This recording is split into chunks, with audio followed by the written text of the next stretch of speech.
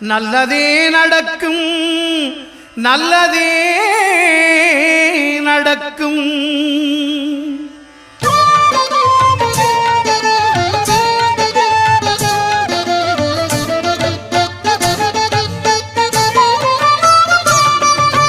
ஒன்பது கோளும் ஒன்றாய் காண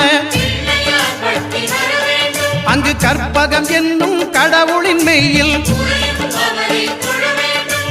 ஒன்பது கோளும் ஒன்றாய் காண அங்கு கற்பகம் என்னும் கடவுளின் மெய்யில் சூரியன் முதலாய் 9 கிரகமும் பலவித குணங்களை கொண்டிருக்கும். எங்கள் கற்பக தருவில் அவை வரும்போது ஒன்றாய் சேர்ந்து பலனளிக்கும்.